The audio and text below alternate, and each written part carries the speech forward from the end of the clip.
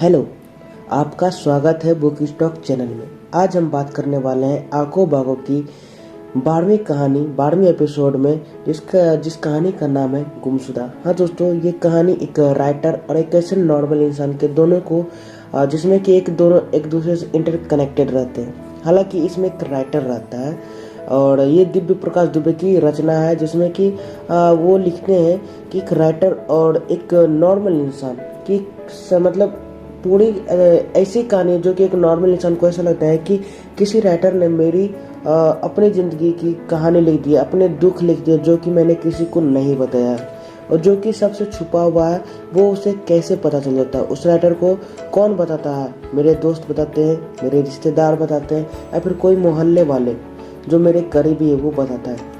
तो वो इसी और फेर में रहते हैं। हालांकि एक राइटर, उसके बारे में न्यूज़ आती है कि वो एक दिन सुबह को टहलने के बहाने निकलते हैं और उसके बाद वो कभी घर ही नहीं आते।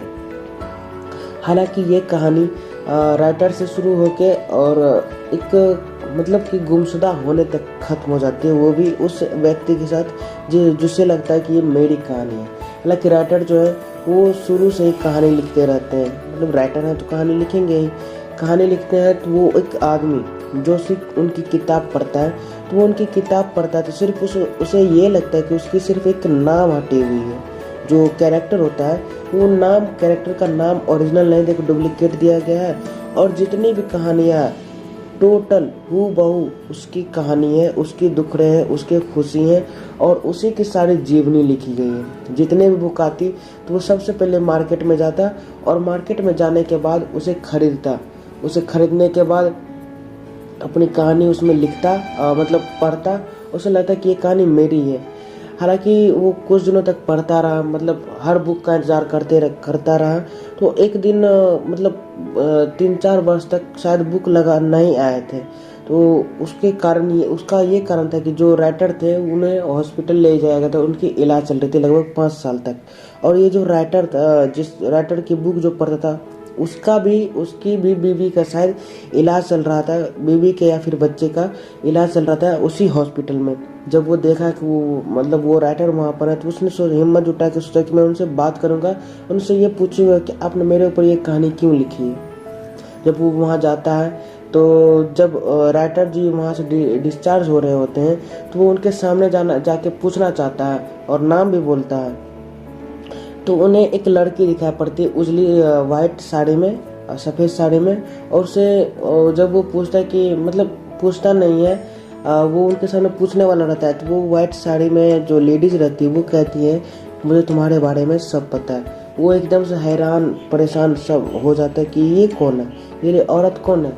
जब वो खिड़की से अंदर झाँक रहा होता है तो वो औरत उस राइटर से बात कर रही होती है, और वो औरत कहती है कि मैं तुम्हारे बारे में सब जानती हूँ और तुम्हारी कहानी लगभग मैं ही उन्हें बताती हूँ। तो वो लिखते हैं। तो वो परेशान हो गया, वो उनके खोज में भटकने लगा पूरी। फिर भी 4-5 साल तक बुक नहीं आई, तो वो सुकून से था। वो जहाँ भी उसको उस राइटर की बुक दिखती है वो वहाँ से खरीद के उसे जला देता, एक एक पन्ना जला देता। फिर कुछ साल बाद उनकी एक बुक आई, उसे पढ़ा, उसे और भी लगने लगा कि ये क्या लिख दिया इसने। उसने एक दिन मतलब जो चाय की टपरी थी वहाँ पे जाता, सिगरेट लेता, और सिगरेट पीते पीते वो चाय लेता, सिगरेट पीता, और वहाँ पे सोचता कि मैं आज उससे बात करता हूँ और उससे पूछता हूँ कि आपने मेरी कहानी क्यों लिखी है। वो वहाँ बहुत दिनों तक गया, नहीं हो पाया। फिर एक दिन घर में उसे एक लगा कि उसने अपना सर पकड़ लिया पूरा टेंशन से कि ये क्या हो रहा है मेरे साथ। फिर उसने सोचा कि आज मैं जाकर उनसे बात कर ही लेता हूँ। और उस दिन वो निकले, और वहाँ पर वो राइटर भी वहाँ पे किसी से बात कर रहे थे, किसी पुराने आदमी से। और वहाँ से निकलने के बाद वो उनसे जाके मिलते हैं और उनसे बातें करते हैं कि मुझे आपसे कुछ सवाल पूछने हैं, आप ऐसा कैसे लिखते हैं। तो वो मतलब कहते हैं कि मतलब वो सोचते हैं कि इस मोहल्ले से मैं दूर चला जाऊँ। तो राइटर सुबह सुबह टहलने जा रहे होते, तो वो कहते हैं मुझे आपसे कुछ बात करनी है। और वो वाइट साड़ी में जो लेडीज़ रहती है वो उन्हें इशारा करके बुला रही होती है कि चलिए लेट हो रही है। और एक जगह रहता है मुंडा शायद जगह का नाम है। तो वो वहाँ जा रहे होते हैं, तो वो कहते हैं कि मैं मुंडा जा रहा हूँ ज़रूरी काम से, मुझे लेट हो रही है। तो वो कहता है कि मैं भी आपके साथ चलूँगा, मुझे आपसे कुछ बातें करनी है, मैं इस समाज से मैं यहाँ पे नहीं रह सकता। तो वो तीनों कुछ देर बाद बातें करने के बाद वो राइटर जो थे वो भी एक सिगरेट पीते थे, तो उन्होंने एक डब्बा लिया और ये जो थे जो नॉर्मल इंसान जिसके ऊपर जिसे लगता था कि मेरी कहानी लिखी गई, उसने भी एक डब्बा सिगरेट का लिया और तीनों एक साथ चल दिए। और इस कहानी का यही है कि वो तीनों एक साथ गए तो पर राइटर कभी वापस लौट कर आए ही नहीं, वो गुमशुदा हो गए, हमेशा के लिए खो गए। और इस कहानी का टॉपिक जो है गुमशुदा, वो इसीलिए रखा गया है क्योंकि जो सुबह को घूमने निकले और वो खो गए, वो कभी वापस लौट कर अपने घर आए ही नहीं। तो इस कहानी का मतलब यही था कि हर किसी को जब आप कोई गाना सुनते हैं, कोई फिल्म देखते हैं या फिर कोई कहानी पढ़ते हैं, तो आपको लगता है कि ये कहानी यार मेरी हूबहू लिखी गई, मेरी ही कहानी है, मेरे साथ भी ऐसा होता है। पर ऐसा हर किसी के साथ होता है या फिर हर किसी के साथ नहीं होता है। किसी किसी के साथ होता है जिससे लगता है कि मेरी कहानी, और बहुतों को लगता है कि मेरी कहानी है ही नहीं, मैंने तो ऐसा किया ही नहीं, तो उसे वो कहानी नहीं लगती है।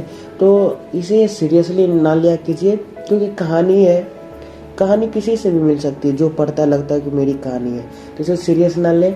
और मैं अगले एपिसोड में दिव्य प्रकाश दुबे की अगली रचना आंखों बाकों की अगली कहानी मैं जरूर लेकर आऊँगा। तब तक के लिए धन्यवाद। और अगर आप लोग नए हैं तो मेरे चैनल को सब्सक्राइब